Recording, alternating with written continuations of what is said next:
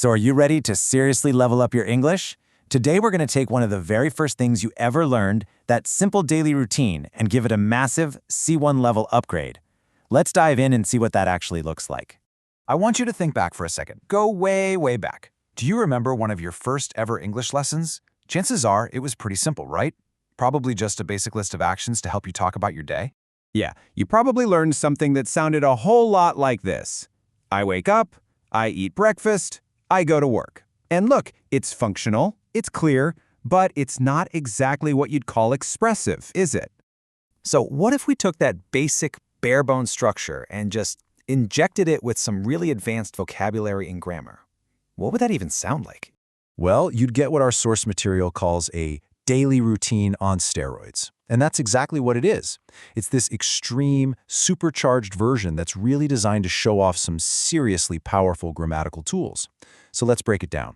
We'll kick things off, of course, with the morning. But instead of just, waking up, we're going to build a much more detailed and sophisticated picture of how the day begins.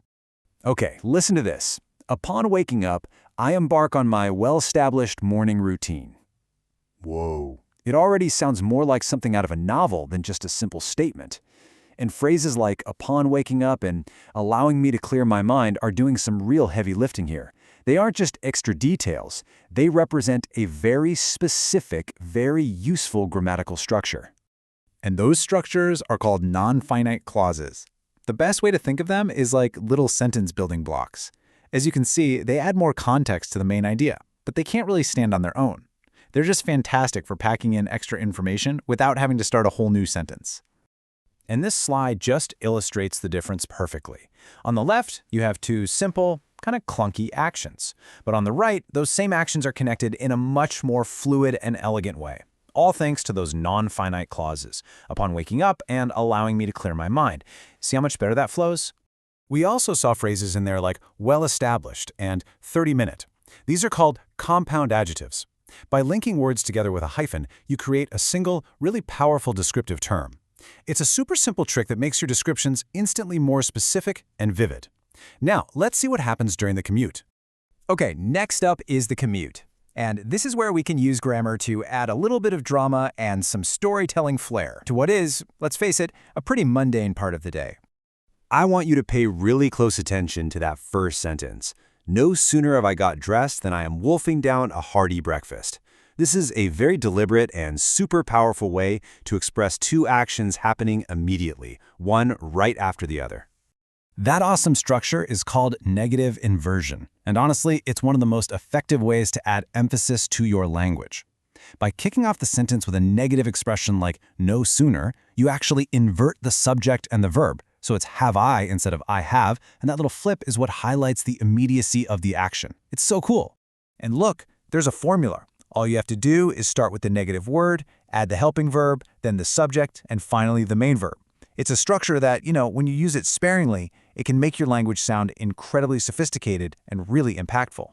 You also probably spotted words like meanwhile and thus. This is what we call signposting language. And the GPS analogy on the slide is perfect. These words are like the glue that holds your ideas together and guides your audience logically from one point to the next. All right, on to the workday. For this part, we're going to look at a structure that is specifically designed to put a giant spotlight on the single most important piece of information in a sentence. Now take a good look at this sentence. It's knowing that I'm contributing in a meaningful way that I thrive on. The word order feels a little bit unusual, doesn't it? Well, that's totally intentional.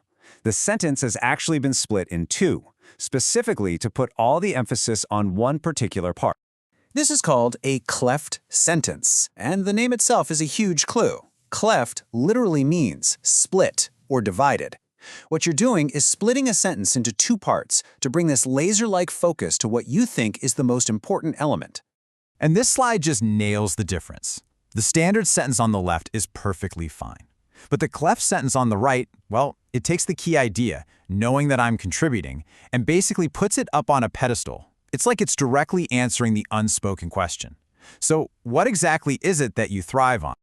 Okay, so we've looked at non-finite clauses, negative inversions, cleft sentences, a whole bunch of stuff. But why? Why does any of this actually matter? What's the real point of using these tools? Well, here's the bottom line. These aren't just complicated rules for the sake of being complicated. Each one of these structures has a specific job to do. Non-finite clauses add context, negative inversion creates drama, cleft sentences add focus. They are all tools for more precise and more powerful communication. And this really brings us to the most important takeaway of all. I mean, let's be honest, nobody speaks like our C1 daily routine all the time. That would be completely exhausting. The point isn't to talk like this every day. It's about knowing these powerful structures exist inside your communication toolbox. They're like special tools you can pull out when you really need to be more dramatic, more precise, or more persuasive. It's all about having the choice. So you've seen the upgrade. You now have the tools to add drama, focus, and incredible flair to your own English. The next time you're telling a story or making an important point, think about this. Think about how you could structure it for maximum impact. Which one of these techniques will you try first?